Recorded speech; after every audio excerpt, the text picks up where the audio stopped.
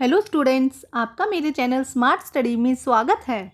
Students, आज हम शिक्षा निदेशालय की तरफ से दी जाने वाली कार्यपत्रक नंबर 21 करेंगे, जो कि क्लास 7th की है और विषय है गणित। ये वर्कशीट 8 दिसंबर 2020 की है। तो आइए शुरू करते हैं आज की वर्कशीट शुरू करने से पहले प्लीज़ मेरे चैनल को सब्सक्राइब कर दीजिए। तो आइए देखते हैं आज की वर्कशीट। रैखिक सममिति रैखिक। बच्चों, दी गई रेखा के साथ दिए गए चित्रों को मोड़ें। आप क्या देख रहे हैं? देखो बेटा, यहाँ पे चित्र दिया गया है, गोला दिया गया है और इसको अगर हम बीच से मोड़ते हैं, इसी तरह से जब ये यहाँ पे त्रिभुज दिया गया है, इसे हम बीच से मोड़ते हैं। यहाँ बटरफ्लाई दी गई है, यहाँ ये शेप। जब हम इनको बीच से मोड़ते हैं तो हम देखते हैं कि उपरोक्त चित्रों की संख्या लिखिए जिन्हें पूरी तरह आधे से मोड़ा जा सकता है। तो देखिए वो कौन सी जगह, जैसे कि हमने देखा गोला, जब हम इसको बीच में से मोड़ेंगे तो दोनों तरफ क्या होगा? बराबर बराबर भाग होगा। जैसा आधा भाग वैसा ही बायां भाग, जैसे कि बायां भाग वैसा ही दायां भाग एक दूसरे को पूर्णतः ढक लेते हैं। देखो इस पिक्चर में क्या होगा, यहाँ से जब हम फोल्ड करेंगे तो ये वाला भाग एक्स्ट्रा हो जाएगा। ये भी दोनों क्या है? इक्वल है। यहाँ पे भी इक्वल नहीं है, यहाँ पे भी इक्वल है और ये वाला पार्ट भी क्या है? इक्वल है। ऐसी आकृतियों को सममिति आकृति कहा जाता है। तो देखो ऐसी आकृतियां जो क्या मोड़ने पर जब उसको आधे भाग से मोड़ा जाए तो दोनों एक दूसरे के एकदम बराबर होती है, दायां भाग बाएं भाग के एकदम बराबर होता है, उसे हम सममिति आकृति कहते हैं। जिस रेखा के अनुदेश आकृति को दो बराबर भागों में मोड़ते हैं उसे सममिति रेखा कहते हैं। और इस रेखा को जिससे क्या कहा जा जिससे क्या किया जा रहा है, दोनों को आधे आधे भाग में बराबर बांटा जा रहा है ना, उसे हम सममिति रेखा कहते हैं। ऊपर दी गई आकृति बिंदुकित रेखाएं सममित रेखाओं को प्रदर्शित करती है। तो देखो यहाँ पे जो बिंदु में लाइन दी गई है, देखो इस तरह से जो लाइन दी गई है, इसे हम क्या कहते हैं? सममित रेखा। ये क्या कर रहा है? पूरे बराबर दो भागों में इसको बांट रहा है। ठीक है, जैसे कि देखो ये यहाँ पर देखिए, यहाँ पे बराबर दो भागों में बांट रहा है, बट ये क्या है? बराबर इस तरह से दो भागों में आ सकता है ना, लेकिन इस तरह से दो भागों में नहीं आ सकता। तो आइए देखते हैं आगे क्या दिया गया है बेटा। गतिविधि द्वारा सममित आकृतियां बनाना। इंक ब्लॉक डेविस। इंक ब्लॉक पैटर्न के बनाने के लिए कागज पर एक टुकड़ा लें और उसे आधे भाग में मोड़ दें। स्याही की कुछ बूंदें आधे भाग में डालिए। अब दोनों आधे भागों को दबाइए। सममिति रेखा के अनुदिश मोड़ने पर दो समान सममिति प्रतिरूप मिलेंगे। देखो आपको क्या करना है यहाँ पे एक्टिविटी है, चाहे तो आप ये अपनी नोटबुक में भी कर सकते हैं। एक शीट लीजिए अपनी नोटबुक में और उस पर क्या कीजिए, एक तरफ कुछ, जैसे कि ये मान लो ये शीट लिया, तो एक तरफ आपने कुछ अलग अलग कलर की ड्रॉप्स यहाँ पे डाल दी। यहाँ पर ना, यहाँ पर आपने क्या किया, आधे आधे कलर कुछ ड्रॉप्स डाल दी। उसके बाद उसको बीच में से आपने फोल्ड कर दिया और फोल्ड करने के बाद जब आप दबाओगे तो ये यहाँ पे जो मार्क है वो यहाँ पे भी बन जाएगा, सेम एज इट इज उसी कलर का। तो ये क्या हो जाएगी? हमारी सममिति रेखा और सममिति चित्र हो जाएगा। अंग्रेजी वर्णमाला के अक्षरों में सममिति रेखा ढूंढना, जैसे कि ए। देखो ए है, क्या हम इसको बराबर दो भागों में बांट सकते हैं? तो देखो बेटा, क्या ऐसी रेखा खींच सकते हैं जिससे कि बराबर दो भागों में बढ़ जाए? तो देखिए जब हम इस तरह से काटेंगे तो देखिए ये वाला भाग पूरी तरह से इस वाले भाग के बराबर है, तो इसे हम क्या कहेंगे? सममिति रेखा।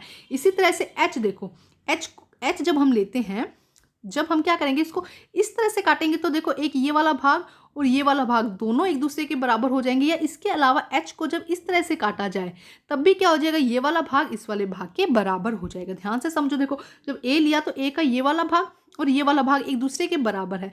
जब एच लिया, एच का ये वाला भाग इस तरह से बीच में से काटते हैं तो ये दोनों भाग हो जाएंगे, और अगर हम साइड से काटते हैं तो ये दोनों भाग एक दूसरे के बराबर हो जाएंगे। आकृति एक में केवल एक सममिति रेखा है। यहाँ पर क्या थी? केवल एक ही सममिति रेखा थी, जबकि आकृति दो में हमें दो सममित रेखाएं दिखाई दे रही है। यहाँ पे सिर्फ एक ही हमारी सममित रेखा थी, जबकि यहाँ पे हमें दो सममित रेखाएं यहाँ दिखाई दे रही हैं। समझिए बहुत आसान है बेटा। नंबर मतलब लेने वाले चैप्टर होते हैं कुछ ना, जिससे कि आप नंबर को ले लें।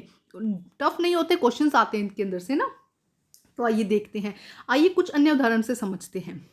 समभुज जिसकी भुजाएं की लंबाई और कोण बराबर हो के लिए सममित रेखाएं समझो व तालिकाओं को पूरा करो। तो आइए तालिका को पूरा करते हैं बेटा। हम देखते हैं क्या दिया गया है तालिका में। सबसे पहले विषम बाहु त्रिभुज क्या होता है? जिसकी कोई भी भुजा बराबर नहीं होती। हम इस तरह से त्रिभुज बना सकते हैं इसको। तो क्या विषम बाहु त्रिभुज की में कितनी समरेखाएं होंगी? जब देखो त्रिभुज की कोई रेखा ही आपस में बराबर नहीं है तो इसकी कोई भी भुजा बराबर नहीं होगी। समद्विबाहु ऐसा त्रिभुज जिसकी दो भुजाएं क्या हो? बराबर हो।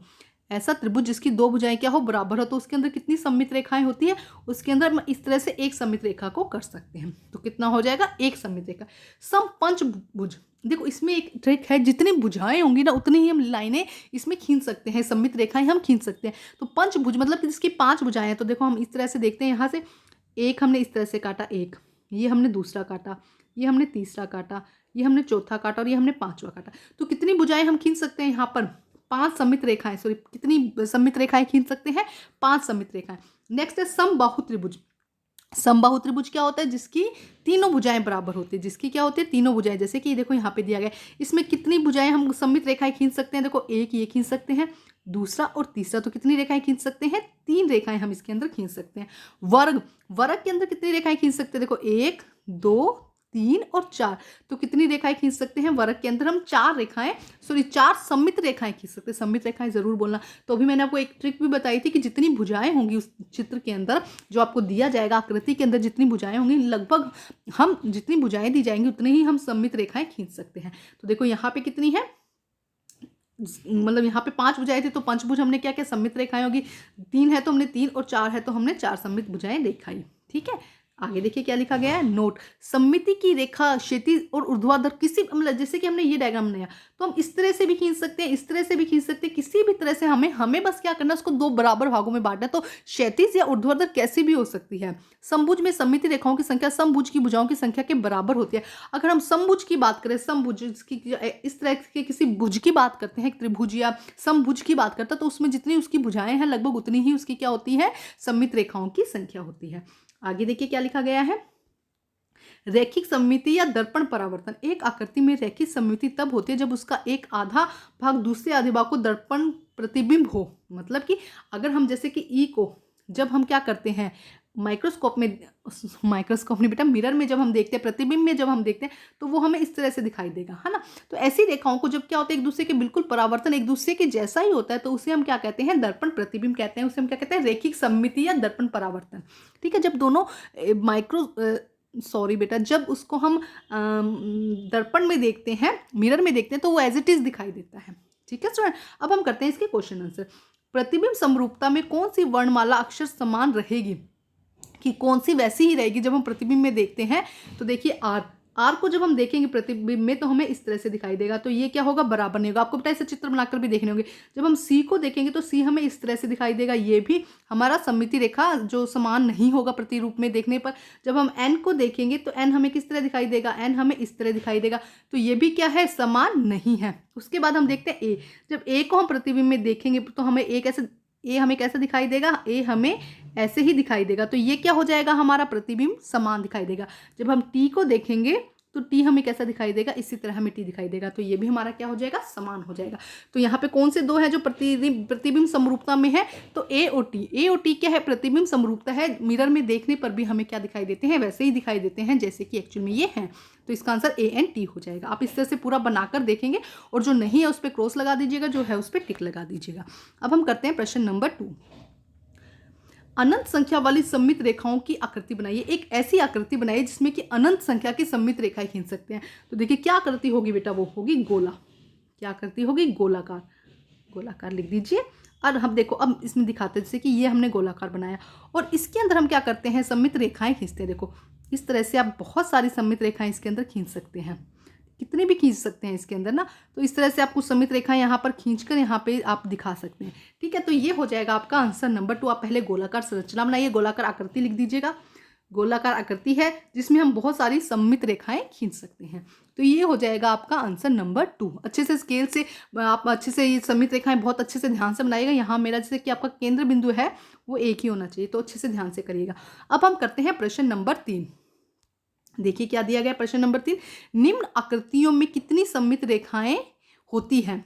तो हम देखते हैं पहले एक समांतर चतुर्भुज। एक समांतर चतुर्भुज इस तरह से होता है ना। इसमें कितनी सममित रेखाएं होंगी? जब हम इसे बीच में से फोल्ड करेंगे तो क्या जब इसको फोल्ड करके इस तरफ रखेंगे तो ये बराबर आएगा? नहीं बेटा, ये बराबर नहीं आएगा। तो यहाँ पे क्या होगी? 0। कितनी सममित रेखाएं हो सकती हैं? 0। सेकंड है एक समषटभुज, है ना। तो आइए समषटभुज बनाते हैं हम, जिसकी समषटभुज क्या होगी? जिसकी कि 6 भुजाएं हो, जिसकी क्या हो? 6 भुजाएं हो। तो देखो ये क्या है? 6 भुजाओं वाला है। इसके अंदर हम कितनी सममित रेखाएं खींच सकते हैं? इसके अंदर हम कितनी सममित रेखाएं खींच सकते हैं? देखो 1 2 3 4 5 और हम खींच सकते हैं ये 6। तो कितनी भुजाएं हम खींच सकते हैं बेटा? 6 भुजाएं इसके अंदर हम खींच सकते हैं। कितनी आ जाएंगी? 6, जो कि क्या करेंगे? दोनों को पूरी तरह से इक्वल पार्ट्स में डिवाइड करेगी। तो कितनी भुजा आ जाएगी? 6 भुजा। ठीक है, नेक्स्ट है एक्स। देखिए हम यहाँ पे एक्स देखते हैं। देखो हम देखते हैं एक्स। एक्स को कितने हम सममित रेखा खींच सकते हैं जिससे कि बराबर भागों में बटे। तो देखो हम अगर रेखा खींचते हैं, देखो एक अगर हम इस तरह से काटते हैं तो एक ये वाला पार्ट बन जाएगा और एक ये वाला पार्ट बन जाएगा, ठीक है। और दूसरा देखिए, अगर हम एक्स को इस तरह से काटें, है ना, तो एक ये वाला भाग बनेगा, एक ये वाला, तो कितनी रेखाएं आ जाएंगी बेटा, सममित रेखाएं। इसका आंसर हो जाएगा दो। तो इस तरह बनाकर आप करेंगे तो आपको क्लियर करना और आसान हो जाएगा, समझना भी आसान हो जाएगा। तो और अभी हमने देखा था कि जितनी भुजाएं होगी षटभुज के अंदर, जितनी भी भुजाएं होंगी समभुज के अंदर, उतनी ही रेखाएं, सममित रेखाएं हम खींच सकते हैं। तो 6 और 2, और ये समांतर चतुर्भुज में कितना हो जाएगा, 0। यहाँ पे हम बराबर नहीं खींच सकते। जब इसको फोल्ड करते हैं तो देखो ये वाला पार्ट यहाँ तक आएगा और ये वाला पार्ट यहाँ चला जाएगा ना। तो इसलिए हम इसको, अगर ये क्या होता, वर्ग होता तो हम कर सकते थे, लेकिन ये समांतर चतुर्भुज है इसलिए हम इसमें नहीं कर सकते। तो बेटा आज की वर्कशीट कंप्लीट होती है। वर्कशीट कंप्लीट करके अपने टीचर से चेक कराइए और प्लीज़ मेरे चैनल को लाइक कीजिए, सब्सक्राइब कीजिए और शेयर कीजिए।